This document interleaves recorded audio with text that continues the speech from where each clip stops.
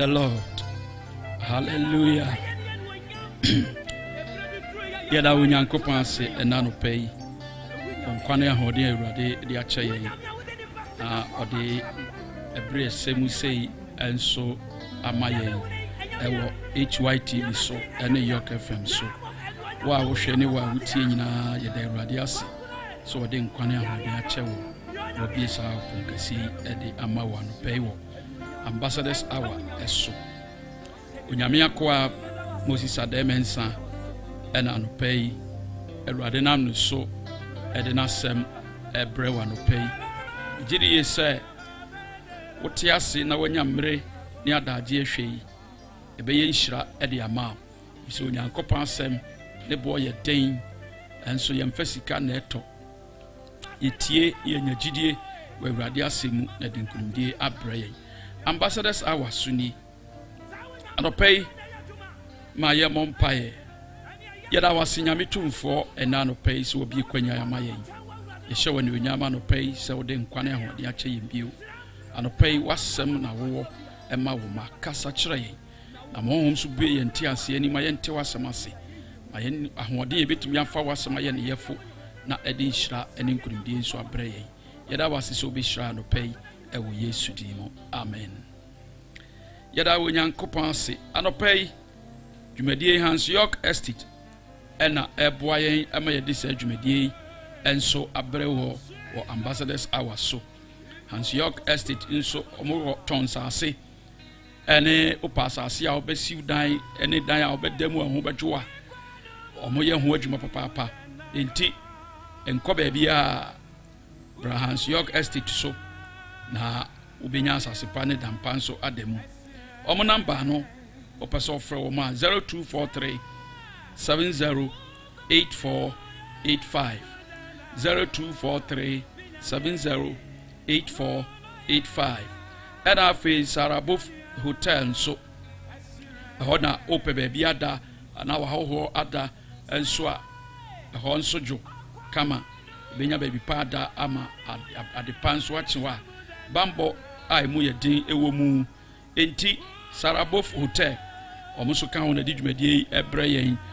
so pesa wunya wo ma frɛ won 0242 222292 0242 222292 ana afei Adom boutique enso eboyen di sa dwumadie enso abre wo omuso won tarepa mpaboapa opebia ma ahoho na opebia ma oyire no ma ko Adom boutique enso omoton tarepa wo ho okwa obenya wo so ne wo de na wa hye kama omuso number no ye 0243 708485 0240 708485 and after Christ Ambassadors Church International enso asafo yi so ka ho bi ene de Ambassadors hour ebrewo so opesa oni kasa ewo nyame asemu ne mpaibom ne mwamu a fresh number 0246 235676 0246 235676 and after 0207 434311 0207 434311 omoka ho nom disa dwumadie ebrewo anopay onyame akwa Moses Ademensa ene Awurade nam no so de nasem eyi ebrewo nyabre na yentie de Awurade ewo mawo anopay na obeye nhira ewo Yesu dimo amen. Anopay yetoa yenkwagye adesua yesua no so onipa bi a wote wiase bia no uhia Awurade nkwagye awatumi de atena wiase ene wiase foforo a eba no mu enti edika no yesua salvation kwagye eyade ehia chen bibi ewo wiase bia mu ne owo bia ehia chen no enti nyansa nkwagye sade yesua ene yesua awo foforo sa oji Kristo Yesu dia owo foforo the new birth owo foforo efi nasemu ne honhomu na wabeye Onyankopon ba na magye a wagye Yesu adi asore a wokro papa ya wo ye no atumi awie peye efisese ya ngo foforo a untumi nhya na Onyankopon ahenie mu na wo hunu Onyankopon so ahenie no esese wo foforo yesua awofoforo nso wie yen so no yesua say say yenya assurance of salvation arehemu wo yen kwagye mu se nkwagye a onyankopon nam Kristo di abra yen ya gidi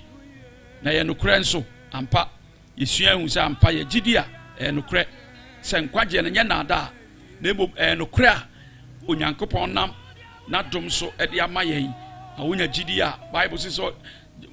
de onyankopon do wiase ni so de ne ba wo no kromae obiara wo gini die no wanyira na wonya da nkwa enti nkwa onyankopon enam so de breye no nkwagye no wom na sa wogidi a wonya sa nkwagye eno achi ena esua the faithfulness to morning devotion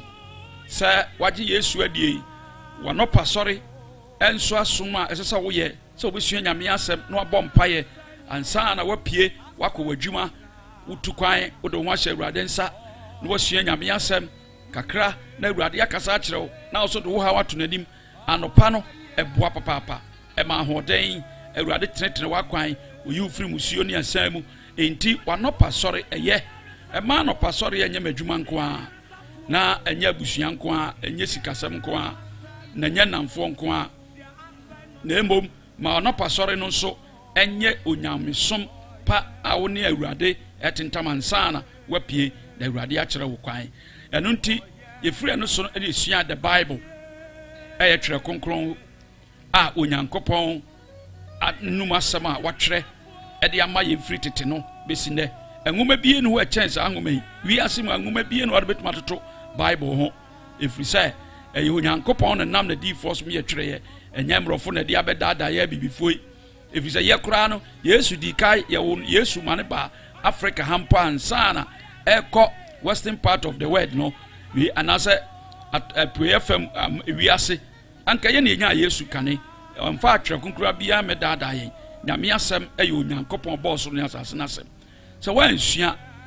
na wanya asempa ya mana anya ona ase kane no kwanso han na wamfa asempa no anye siti ama asempa no na wotena se de opa ebe haw da bi efiri se eno na ma ye nya nkwagye eno na me hu Awurade eno na me ye bobrapa ena twi me twi ye ho firi bone ho ne nante kronkro yem enti o Bible na da ho no nyesa wo kwa asra no afa wo ba na de ato anopa bia bia twa kronkro mu fasi wani so se obekan afiri mfitiase akosi na wieye bompa ye fa ho hye Awurade nsa se won kyerɛ obɛkyerɛ mo wate ase ne esua Bible no hu se eye aduane ema wo kra wansua ani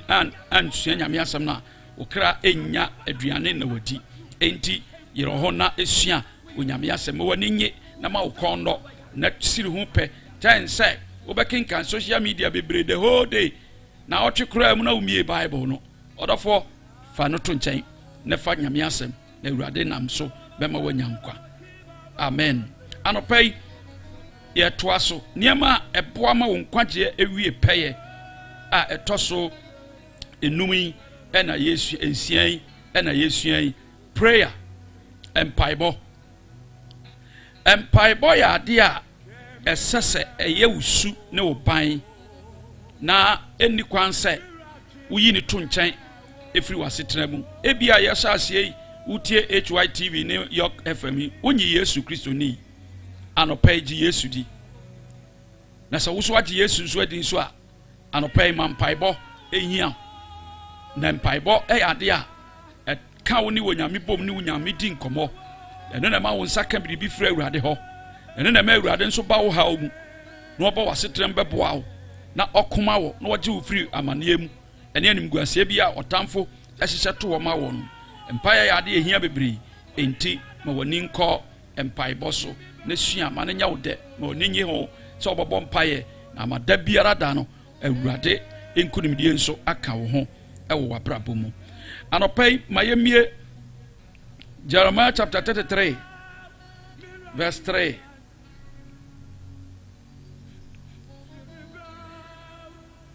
Jeremiah engoma eti eduasa miensa nchichemu a eye miensa no onyame asem bi wo ho a eye mawo na eboa wo ewo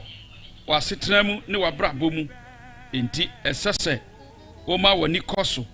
sade be ya wo betumi enyafo eso nhira na ɛde nkonimdie enso abrɛ wɔ enti ma yɛnkan Jeremiah chapter 33 verse 3 ɔse frɛ me na mɛgye wo so na maka wo nsɛm akɛseɛ ɛne nneɔma a wonhuniɛ a nneɔma a ahinta a wonhuniɛ frɛ me na mɛgye wo so na maka wo nsɛm akɛseɛ ne nneɔma a ahinta a wonhuniɛ call unto me and I will answer thee and shew thee great and mighty things which thou knowest not.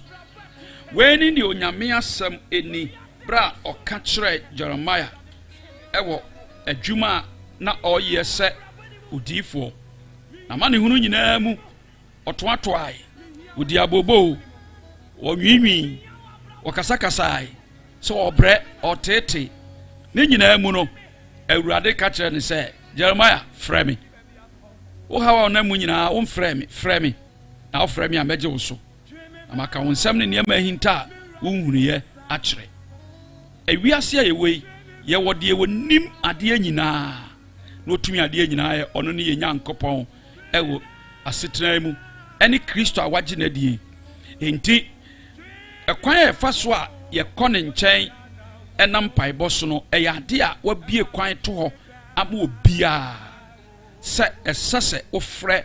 Kristo Yesu wɔ gye a wagye n'adie mu na ɔbɛboa wo abrabɔ no asetena mu adentra ɛfiri sɛ ɔno na ɔbɛko ama wɔ ɔno na ɔbɛsane wafiri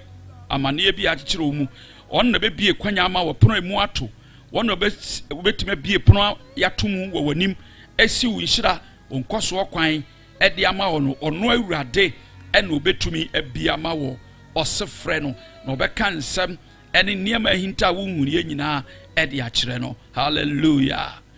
wei kyerɛ Onyankopɔn tumi ekura no sɛ wogyidini a wagye Yesu adie sɛ wobɛfrɛ Awurade wɔ mpaebɔ kwan so a Awurade nso bɛtie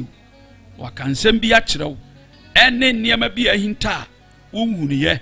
ɛnso wobɛtumi ada n'adi nso akyerɛ wo na wahunu w'anim wahunu w'abrabom na wahunu w'asetena mu enti mpayɛ yɛ ade a ehia yie a ɛsɛ sɛ woma no yɛ w'ahiadeɛ ɛwɔ w'asetena ɛne w'abrabɔ mu obi si mi ni mpaebɔ bɔ kyerɛ me mpaebɔ mpaebɔ nya ade a yɛkyerɛw kɔ sɛdeɛ wokɔ school no na mmom wogye Yesu Kristo di wura hyɛ Kristo mu sɛ wɔno ne Onyankopɔn ba a wɔte agya ne sɛ nifa so di ma wɔ na ɔno ne wo ntam gyinafoɔ a obɛtie wo a gye a wagye Yesu adie no wonam saa gyidie no so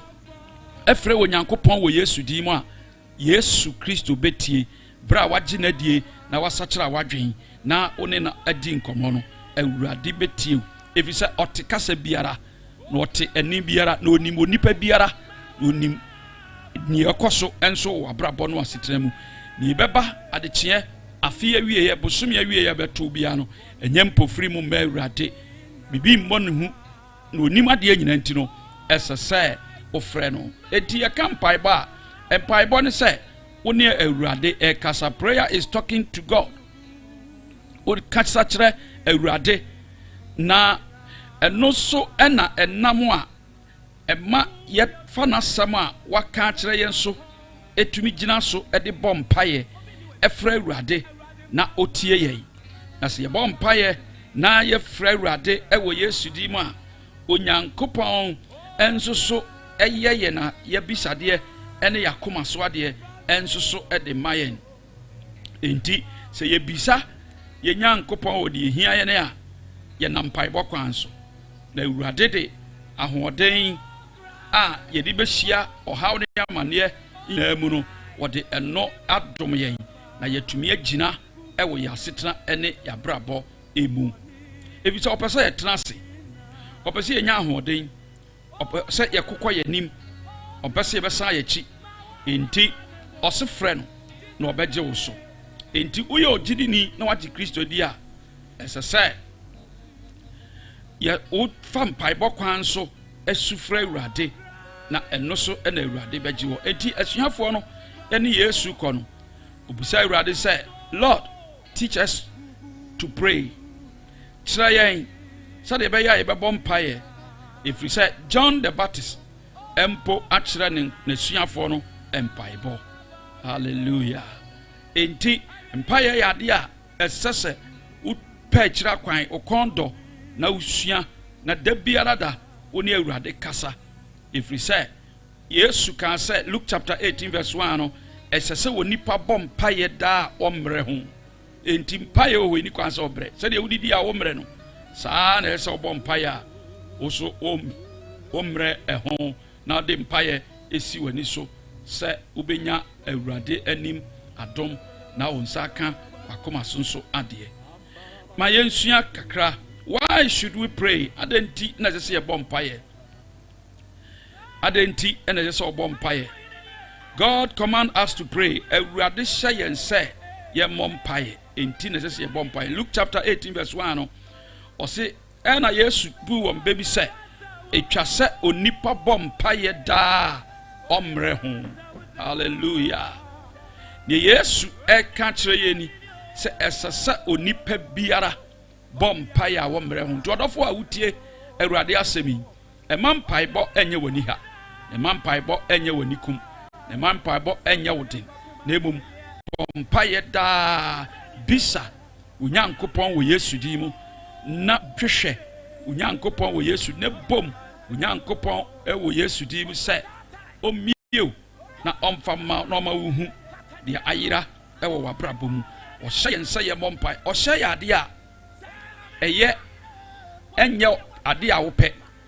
we ye o hye na onyame hye wo nti mpaye we nya de esofo kase bo nya de asopanyi kase bo nya de obi akase ye nhye mpai bo eye onyame na hye wo se ese se obo mpaye ti se o hye na se wa anya ebe ya so de ma if say waginadi na ne nante na umpe mpai bo a emfa nkunimdie nka wo ho emfa yedie so mrew enti Matthew chapter 26 verse 41 no Yesu ka say momom paye na mo ankosohwe efisa honam en yemre enti na kire say paye we yade a oba Kristo sha wa hye no se ba mpaye a yenyemre ewo gidie mu ewo krunkruye mu ewo nukurejie mu ewo yasetena mu Awurade de ahoden beka ye ho yetimi edi nkunim ewo dabrabo emu enti de enti ese so obo mpaye no eye wo sha Onyankopon ehye yense ye mompaye ne to so be God hears and answered prayer enti mpaye we Onyankopon tie na omaye muaye nso. Psalm 65 verse 2 anyom adiosia mienu Ejesianum 65 verse 2 no. Psalm 65 verse 2 Ejesianum ichemu a eye mienu no. Os o mpaibo tiefo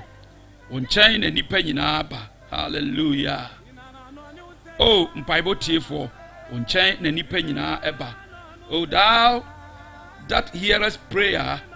unto thee shall all flesh come. Onyankopon a otie mpaibo no ne nchen na nipa nyina aba. Uzu ye nipa adenti na odi onkwa Awurade nchen bi na onko bi se Awurade mpaye hoye omfa nsoma obi a na omfa nhye obi a se mafra wo se bompaye mansoma si odi eda na didi na koye wadwuma na mu memmo mpaye da bi da Onyankopon hye onipa biara utie na asami se wo nso ese obompaye efri se wo bie sa kwanya na to ho e de ama onipa biara kwanya ben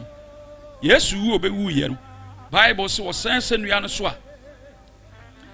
ye de pia wo no mfe no oja ne honhumu no asase wo so na botan paapai na curtains na sen asondem ho a e kire se obi nhunu babi a onyame kronkron ye ewo ne na foro buchi awo no o ono ankasa tentomatam no mu mienu curtains no mu mienu e ma afedi obi ehunu ho e je se onipa bie ni ho a Onyankopon yia no woni fie onyia no so bobo mpa ya frɛ no onyia se abane okomu no onsum frɛ Awurade obie kwanya na to enti otie nipa biara se ubebie wa no agi Kristo adi na wafa na sam so abisa no ne ohia wa Awurade be ya ma obetie na wa aye obisa de ama efri se oye mpaibotiefoɔ ne nkyɛn na honam nyinaa ɛba honam te sɛ wo honam te sa asemasi na obenten omu nyina ewo saa kwanya no enu nti tuanamo ne nyatbre ofia wo wadwuma wo mu abontina wokɔ nyabre mompaye asɔre a wokro yɛhyɛmpae ba kobi wanso nyamre ofie na bompaye bisa awurade efisa saa dodo na wo bompaye bisa no awurade betiew na obɛyɛ akoma so ade ama wo ma wo nema pa bɛboa wo asetena so ayɛ nkoso ne atɔso it is God's appointed way for Christians to get their needs. Eye kwan a Onyankopɔn afa so ayi ama Kristofo ana agidifo serebeya obenya onahiade. Oh hallelujah. Enti Philippians chapter 4 verse 6 no. Philip 4 ngoma eti 9 chichemu a eye nsia no. Ose monna nwene bibiara enha mo ho na emom ade nyina mu momfa mpaebɔ ne nkotosrɛ ne aseda emma mo adesrɛ enuru Onyankopɔn asom. Hallelujah. Menna nwene bibiara ho enha wo ho na emom ade nyina mu emre nyina mu bra wo te ase mu yi momfa mpaebɔ ene nkotosrɛ ko nkotodwa anim na kwa awurade ne mpaebɔ mu na danase na srɛ no Onyankopɔn de hia wo na ɔde bɛma wo. Amen. Enti ama wo dadwena dɔɔso a wa na wo ha wo ho wodwene sika ho a wa na ha wo wodwene dan ho a wa na ha wo wodwene aware ho a wa na ha wo wodwene abusua no a wa na ha wo ɔse manwene bribia ho na emom fa mpaebɔ ne nkotosrɛ konkotodwa nim ne sufrɛ awurade no betie wo wo dem wa asɔre fie ho wo ifie ho konkotodwa nim ne sufrɛ awurade na awurade Nyankopɔn betie wo mpae. Hallelujah. We pai no betie no nyesa wo ya santini nyesa wo ye broni nyesa wo ye igweni nyesa wo ye mfantini nyesa wo ye sremni ana asa wo ye sahwini enti ena awurade betie wo daabi na momu ye nipa nti wachi Yesu Kristo adia kotodwa ne bompae obie sa akwanya na to ama ne beboa ama watumi ade obisade akwa awurade na awurade nso atie za opaibo tiefo ne awurade ama wonso onsa aka wakoma so ade na awurade nso aye obi ohiade enso ade ama sa akwanya awurade abia ma ofa so na nwene bibie ha ho woda na usu ne suo afọ usumye ukate so woda wona anadwo da suo mu na odwendwen na wo ha wo ho fa kompaibo mu wa awurade anim awurade betie obeye wabisade enso ede amount yanhwe. It is the way out of all troubles, worry and anxious. Eye kwanya Onyankopɔn ebia ma ye di free ohaw ene awerehudie mu. It is the way out of all troubles, worry and anxious or anxieties. Say ye di be free atete ene amanehunu mu. Enti verse 6 no, Philippians 4:6 no. Ose mamon nwene monna enwene bibiara enha mo ho na emom ade nyina momfa nkotosra ne mpaebɔ eba mo adesrɛ ennu Onyankopɔn asum. Verse 7 no, na Onyankopɔn asomdwe etrante ase nyina so no bɛhwɛ mo akoma so ne mo adwene so o Kristo Yesu mu. Amen. Asempa edeni wo mpaebɔ mu ni. Ose menna nwene bibiara enha wo ho na emom ade nyina mu fa mpaebɔ ne nkotosra mo adesrɛ ennu Onyankopɔn asum. Na Onyankopɔn a ɔyɛ asomdwe Nyankopɔn no bɛmante ase a ɔde bɛhwɛ wakoma no wadwene so ɛwɔ Kristo Yesu mu na wakoma ntutu wakoma wabama mu na wanya Kristo som antoɔ ankodi baabi ankofa kwan bi a ɛnyɛ so ankodi baabi a ɛho nhia so na emom gye a wagye Yesu adie no wobɛtena Kristo mu na wode wahiade akɔ awurade anim no awurade betiew na wode asomdwe ne ntiase bɛkata wadwene so na kyerɛ sɛ wadwene ehihim na ntutu ani mmiri sika ne ahonyade e wo wiase a wuti mu na da bia wunni sika nti wopɛ kwan bɛfa so anya sika na nam sɛ wakoma tutunti enene ama nipa bebre nam sika kwambone so epesika nanso enwie wo yie no ope hunyade ope ka dem ope fia dem nti ofa kwan bia so de na setena ye de ne nkwa potwa so se de obenya sika e de atrase ebisa na akoma tutu na onyamente ase enna so se nyamente ase da wakoma so a otobo ase ma Awurade de ewuye biara no ne Awurade kasa wo de hye Awurade nsa na ma Awurade adikan ama na Awurade adinkunim ama na fe adinkoso ne mpuntuo e de abrew ebisa Awurade ante ase da so a wote wiase a wote ase ebisa wiase twam ne muniema daja niema ewo mu nyina nso betwam enti wo menno mfa wo nkɔ na ebom obetra ase ama Kristo Yesu na wonam so ede ntobwase atwe na Awurade na Awurade de wo de enso bema enti kwanya na Awurade abie ede ama wo faso na yiw enyim firi awerɛho ene atete emu. And then it is God's way for Christians to have fullness of joy and non so maye nigia ewie peye won paibo kwan so so obon paye na bisenso ede brew ema wabrabo ne wasetena enso ye isra. John chapter 16 monsre bibi midimu monsre na mobenya na monigie awie peye hallelujah awie peye we ne kwanya onyame de amaye sebe ya ye benya nigie awie peye because ubisa ura no de mawa oh akoma nije na wo de anije epie wa no epie wo nan wo de ahurisie ehye Awurade animonyam na wo da wo Nyankopɔn so ase e wo de waye e de ne etoso bio for those in authority nipa e di tumi e wo wiase mu wona wo di tumi ya hemfo ya man panyin mfo obdi panyini a policefo ene asojafo esese ye bompa ye kaiwo sede be ya Onyankopɔn nsa beto won so na omoto atumi atrase na atoto ntutu ye pa ebeboa mo ho atowo. 1 Timothy chapter 2 verse 2 I say ahemfo ni wona amenkan fi verse 1 no na afei de edi ni nyina kan no mitumfo se wanya nkotosre empaibo udima ene aseda ema nipa nyina wona dikai ahemfo ni wona wodi tumi enyina hallelujah enti ya hemfo ese bompa ye mawo ya mampanifo ese bompa ye mawo empo wa assemblyman ese bompa ye ma no wa mp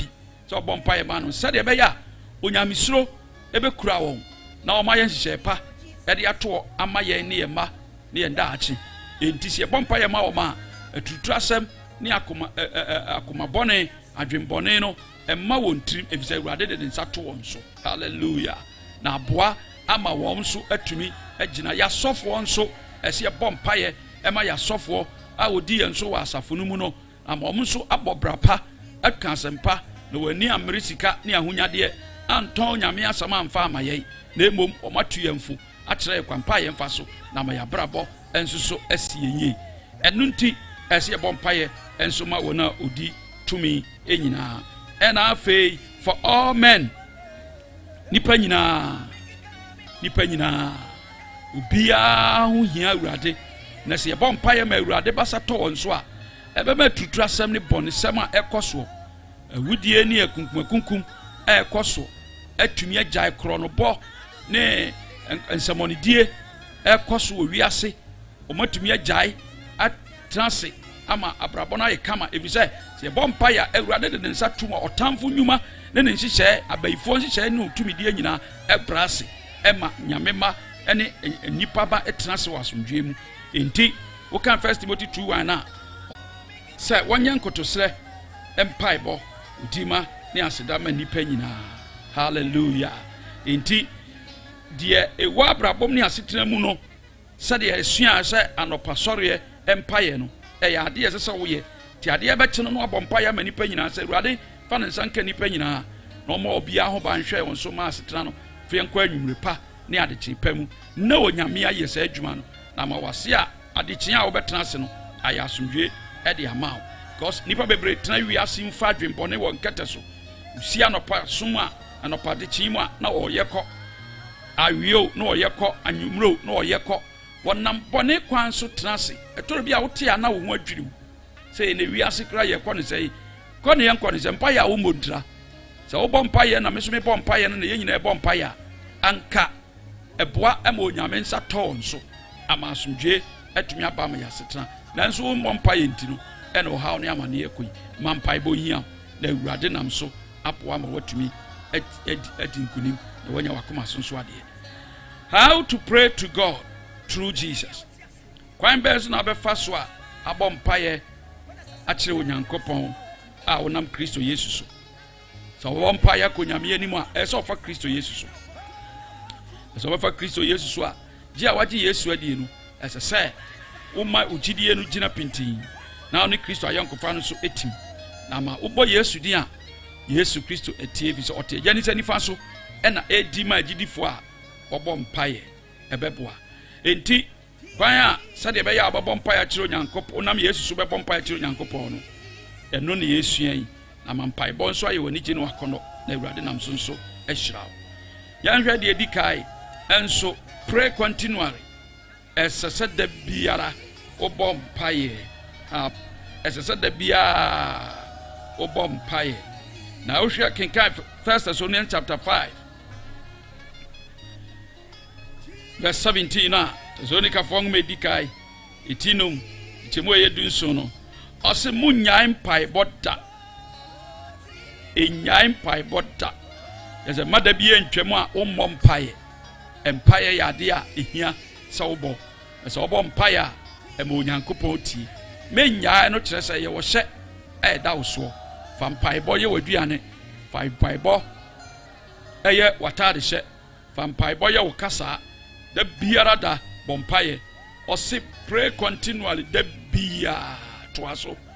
nano mebɔe mabrɛ bosome mebɔe mabrɛ na ɔtwe mebɔe mabrɛ wobrɛ yɛ a wogya ato wɔnti na ɔtamfo nso yɛ adwuma yi na woammerɛ na wotoa so a ka ɔtamfo Awurade asi ne kwan ɛde ama wo wobɛbusa sɛ dɛn nti na onyankopɔn ɔntimi si ɔtamfo kwan na wo na ɔde bɛhyɛ wo nsa sɛ bɔ mpaeɛ na ɔnsi ɔbɔnefoɔ no kwan ai onyame pɛ sɛ ɔno ɔyɛ adwuma because woyɛ ne ba ɔpɛ sɛ wo wogyina ɛma wo nkurɔfoɔ pɛ sɛ wogyina ɛma wo kuromfoɔ pɛ sɛ wogyina ma wo mpanimfoɔ na wodi ma wɔn na Awurade tie na ɔyɛ ma wɔn nti sɛ wo anyɛ a wo ana bɛyɛ enti fraseɛ ne tu saa anamɔ no na Awurade bɛhyira wo. Ne ɛtɔ so bio pray in faith bɔ mpaeɛ wɔ gyidie mu wobɔ mpaeɛ a gye onyankopɔn di sɛ onyankopɔn te ase na se a wɔte na sonso abie de ama wo na ɔyɛ nyankopɔn a ɔyɛ n'asɛm no yɛfo sɛdeɛ ɛbɛyɛ a wo nso wobɛtumi anya w'asɛm no mu mmuayɛ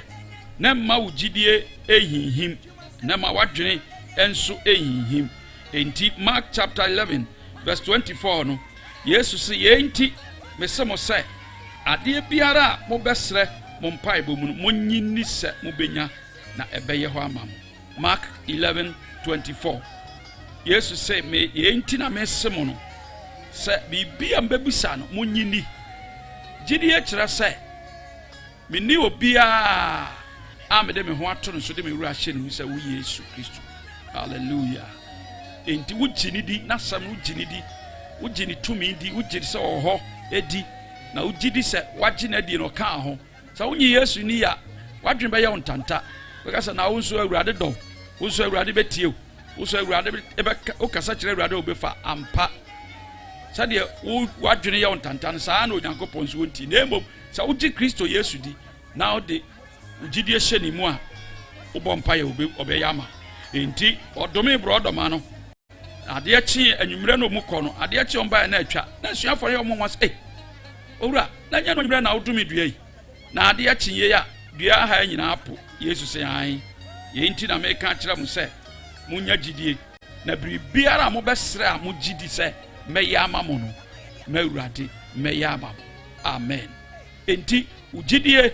a wowɔ no Kristo mu no ɛno na bɛma wo nsa ka obisadeɛ gya wo yere a wo ha no no gya wo kunu a wo ha no no gya abusuapanyin a wo ha no no gya bɔɔso a wo ha no no pɔmpaeɛ ne bisa firi Awurade hɔ. Awurade ɛde ne nsa bɛka n'akoma no wayɛ ɛnso ɛde ama wo ɛfiri sɛ wobisa no wogyidie bi sɛ Awurade bɛtumi ayɛ wobɛtumi asesa nneɛma wobɛtumi abie kwanya no ama wobɛtumi ama wo awareɛ wobɛtumi ama wo adwuma wobɛtumi ama wo sika bisa no ɛfiri sɛ ɔtumi adeɛ nyinaa yɛ. Enti ɔka kyerɛ Jeremia sɛ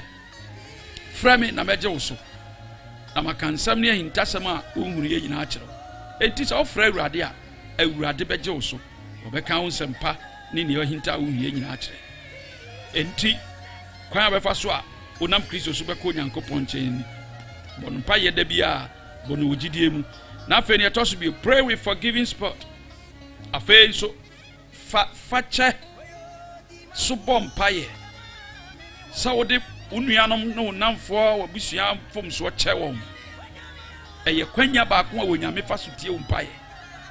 Mark chapter 11 verse 25 no ɔse na sɛ wogyina hɔ ɛrebɔ mpayɛ na wowɔ biribi tia obi a momfa nkyɛ no na mo agya ɔwɔ soro no so ɛde mo mfom so akyɛ mo amen enti sɛ wobɔ mpayɛ na wonim sɛ wowɔ biribi tia obi a fa kyɛ no wɔyɛ obibi wɔka asɛm bi kyerɛ wɔbɔ otimɔden wɔyɛ asoɔden bi kyerɛ ne nipa no ho asɛm hyɛ otirim den wompɛ anim kora hwɛ na wompɛ ne di kora tie na wakɔgyina nyame anim awurade beda ase ɛna no pɛsɛm aba wo nkyɛn awurade makoma so adeɛ ne sɛ wobɛma me sika na wabie kwan ma me na mɛnya yere anaa mɛnya kunu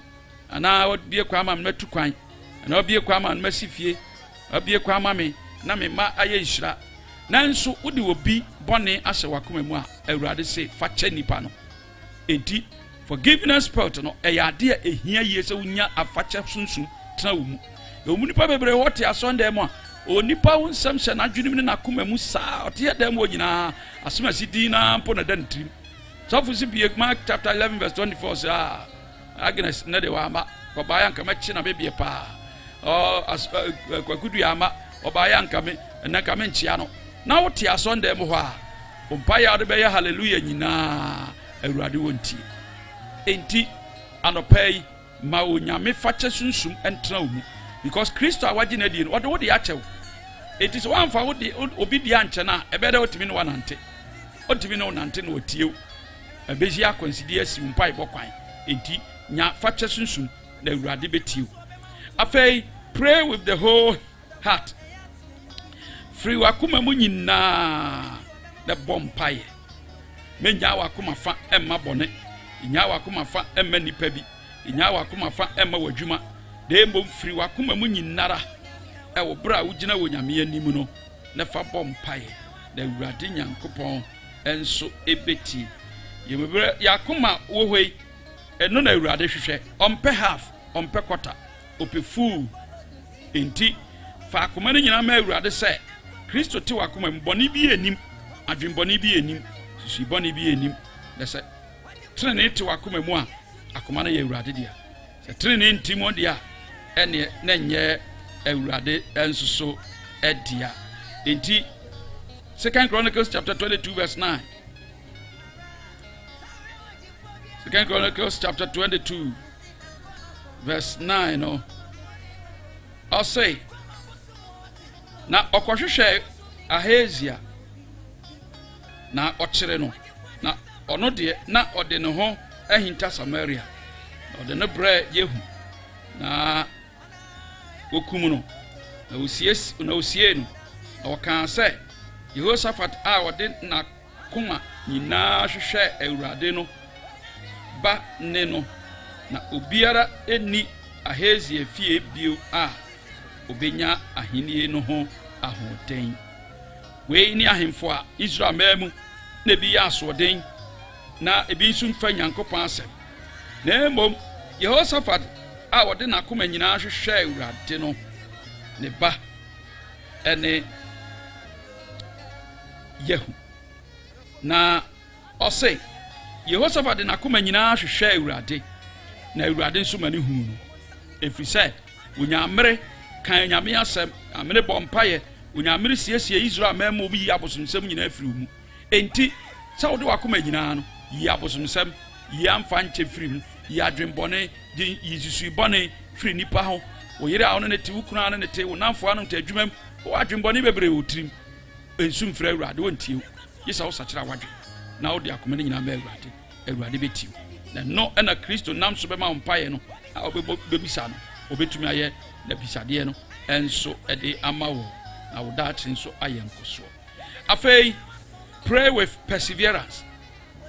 Bompaya omrehu. Say, wo talk so na wa bompaya eno ene beboa. Enti kwawanim jina sorry bompaibo mu Ewurade beshira. Luke chapter 11 verse 8, you know. Luke asempa eti eduba ako jichemu a eye enwotwe no. O say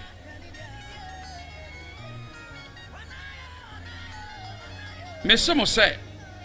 adamfo nkomudi a anka wore nsore mema no na nani adi nti obesore abema no dodo a ehia no. Hallelujah. Yesu kan so adamfo bi ekwana adamfo jese wonya ho wo nti o man brodo to no mfa nkoma na adamfo na osui bodede ye na adamfo so me ne me mada ntimi sore bema no se ne ti hai ne sorry o obobo a ena Yesu ka se ya adamfo nku no ne ya anka wo ma no na emo enama ne adin a ode bo mpaye no enti obesora be ma no brudu no ebiato ene adin a otoko so gina so ye dede anadwo da suomu no otie no ampa osora anadwo da suom bo mpaye Ewurade tie o efise wiemu nyina ya Ewurade dia na tumi bi sore se oma mpaye no nya adwuma Ewurade si no kwan saa nso na Paul ene Silas ye che om to afiase anadwo da suom ya to onchei osore dia ye yie sore ye mpaibom bo mpaye na Ewurade tie besansan che ni bia pro no nyina ma o gate akese ni na se monko na monye mo ho nyame tie mpaibo enti sore na da bia no pa wi anadwo pompaye na Ewurade betie na odi nhira na oje enso aka ho afa ni etoso bompaye wo trene mu. Hallelujah. Ye nyankopon tene Yesu otene Kristo sumu ye trene abrabo ti ma wabrabo ntene men se nyame ntie wa entwehwe wakwa mu ne wo mpaye a wo bɔ no se wabrabo te sen wo ye sitie wo ye kronkron ma Ewurade tena so wo kronkron ye mu eno na Ewurade behira Ewurade bebie ne pron enso etie na oyi wafri ohaw ne amanem trene ye ana de kronkron ye eyade ehia Kristo sumu enanya ne se Ewurade nim ohaw ni atumi nti Ewurade ne mu kakra adechia na wafaba kakra adechia na watwa loto kakra achina na watwa tro kakra adechia na wakontokwa kakra adechia na de obi mfom so ahye omu na ukọ dabi okidi ni untimi mfa sa abrabọ no ntrase na Ewurade ati kronkron ye yade ehia trase wo kronkron ye ma Ewurade na Ewurade behira ama wabrabọ enso aye nhira. Hallelujah. Yes obọ mpaye a wo mre ho Ewurade ati mpaye yade ehia na yese we ogidi ni o man paibo eye waduane na Ewurade de nhira enso eka wo. When to pray? Everybody na ese me bom paye. Pray every early in the morning. Anopa bia sorry na bom paye. Pray in the early in the morning. Pray every early in the morning. Bom paye anopa bia. Psalm 5 verse 3. Ose Ewurade tie me ni anopa. Na anopa na mesiesie mama wo na mehwe wo kwan enti Ewurade betie wo ni anopa we ni David yakwanya wo nyaaye siesie sambre ne ma Ewurade na Ewurade susu tie nu anopa bia otwa Ewurade na Ewurade hwe ne kwan na Ewurade su tie no wode ne hawo na ma na eto Ewurade anim na Ewurade ayama no ososora anopa bi na nane ye ode nane yaka ho na ye aduane ama ade na eje wo nkwa ene wo yie die afiri nsam sori free wonam ugidi ni uso wati Yesu ade sori anopa sori anadwo fa bompaye na Ewurade betiu ne atoso bio all at all times emri nyina 1 Thessalonians 5:17 no osemo bompaye da munya mpaye boda bompaye da di o bompaye no Ewurade tiu na fe ne atoso miensa in times of need bria ehia ato ehia de bi ato ahotire bi ato no sorry ne bompaye na Ewurade betiu na waye enso ede amaw efisem mpaye yade a ehia eye sara Philippians 4:6 ne kan ye no o se ne men na nwene bibie en ha ho na emom sorry ne fa mpaibo ne nkotosrɛ ma wade srɛ no Nyankopɔn asom na obetie. Enti James 1:5 say na sɛ ka mo bi nyansa ma no mi sɛ Nyankopɔn a ɔma nipa nyinaa adeɛ kwa na ahohora enim na ɔde bɛma. Hallelujah. Ti sɛ ne ehia wo biara no bi sɛ Awurade. Enti bompa ya no pa bia bompa ye mmere nyinaa bompa ye ohia adeɛ bra wo hia biribie na bibia kyerɛ so no kwa Awurade anim na Awurade bɛhyira na watumi anya wakoma so adeɛ abo na asiwie. Ne atwa to how to pray and receive answers. Kwan bɛn so na mɛfa so mɛbɔ mpa ya menya emuaye. Kwan bɛfa so mɛbɔ mpa ya obenya emuaye. Number 1, pray in the will of God. Bompa ye ewo Nyankopɔn epem ni onyame pɛ eno ni ade ehia. 1 John 5:14 say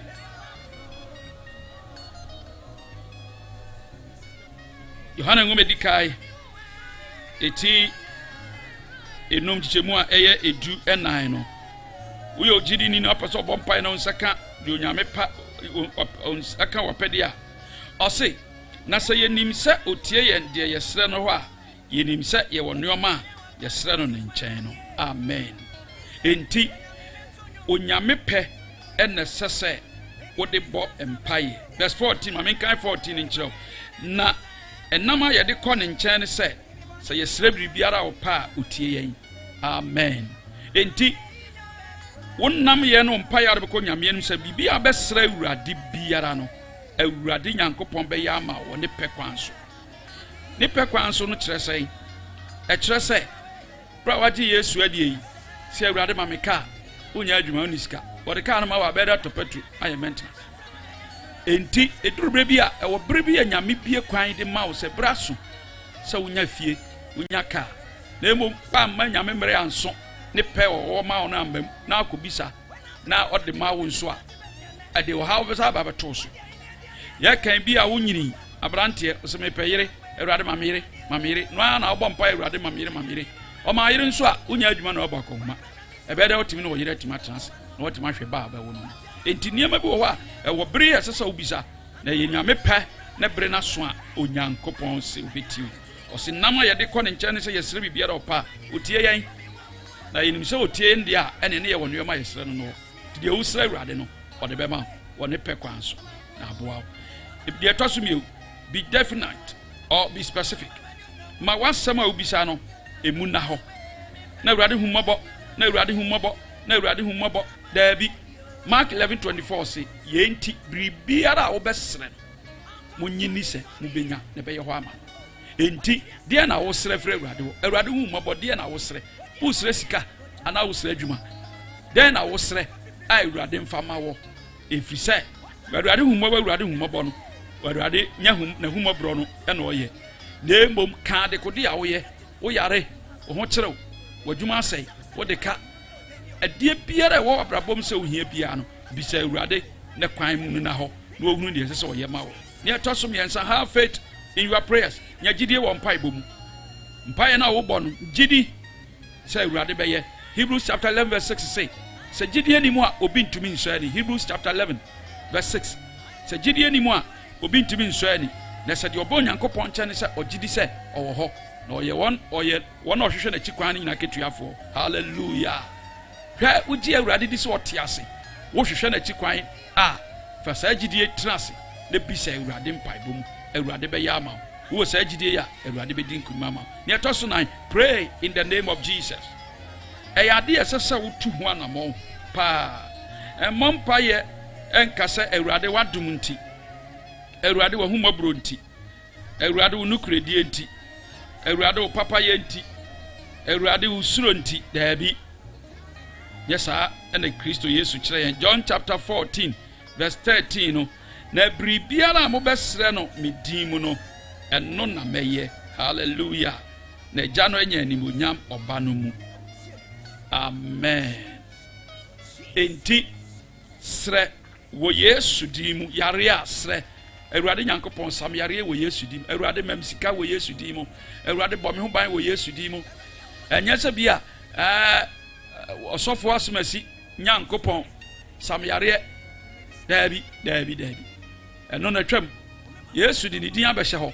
sɛ bibia bɛsrɛ wɔ Nyankopɔn no srɛ no wɔ ne din mu na fagye w'abisadeɛ no. Hallelujah. Wɔse deɛ biribiara bɛsrɛ no no me din mu no ɛno na wobɛyɛ, ɛno na mɛyɛ. Enti deɛ wansrɛ no Yesu din mu no ɔnyɛ. Ɔno no so na de mpaeɛ kɔ Agya n'anim na wamfa ne din anka ho na ne tumi no ammɔ mpaeɛ no ho ban a ɛbɛyɛ dɛ duru Agya n'anim. Enti srɛ biribiara wɔ Yesu din mu. Awurade w'ahomaboro nti, wadom ɛnsa da nti, wotumi ɛwɔ hɔ da nti, amen. Dabi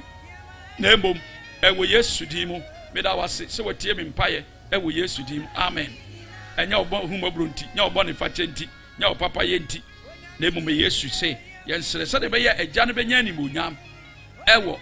ne ba Yesu mu enti. Nti fagyi bɔ mpaeɛ srɛ abisadeɛ no ɛwɔ Yesu din mu. Ɛna tɔbiri bi nso a sometimes fast eduru baabi nso ayɛ akɔmkyere fa yɛfunu toɔ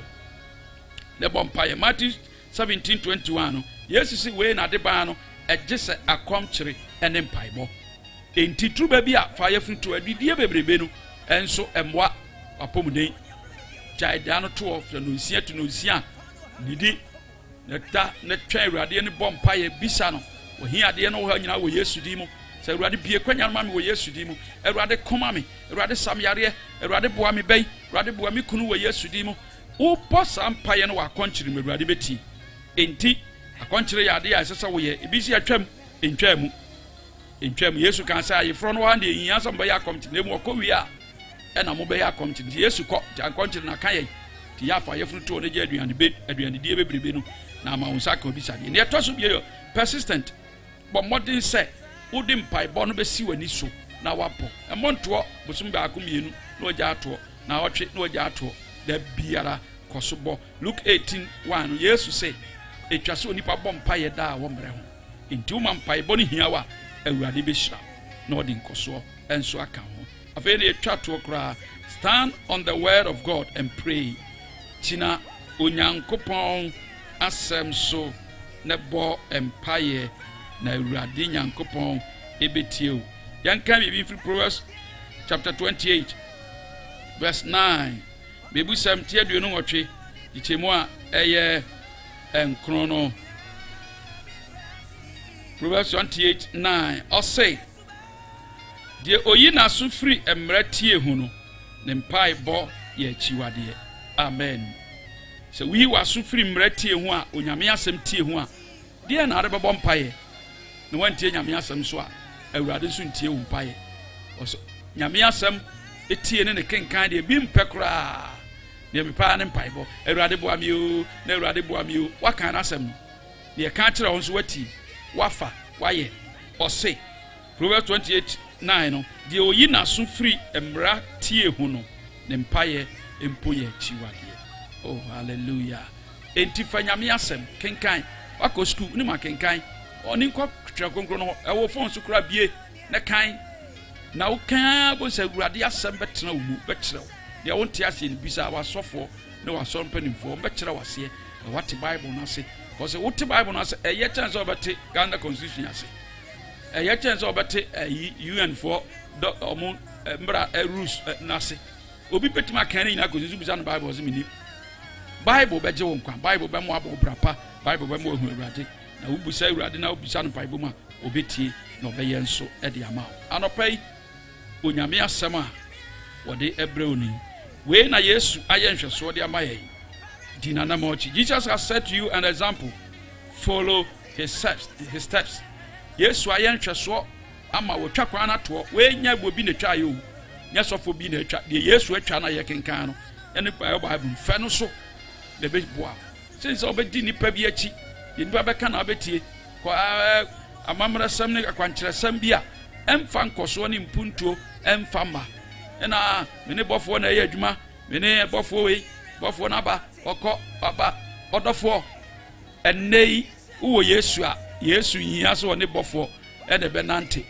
ɛyɛ Nyankopɔn ba Kristo Yesu ne honhom ɔkɔ no wamfa bɔfoɔ ne gyae wɔde ne honhom konku ne gyae enti ɔsɔfoɔ ɔyɛ bɔfoɔ ɔsɔfoɔ ɔyɛ sɛ me bɔfoɔ na ba ɔde wei brɛw no ɛnyɛ no ne mpaebɔ kwan so no wobɛnya ɔbɛtuma hoahoa sɛ de bɛyɛ ɔno bɛtɔ na ade wura nyina hyɛ no nanso ɛnnam Kristo Yesu kwan so nti Awurade Nyankopɔn ɔntie enti fa Kristo Yesu na Awurade bɛgye wo nkwa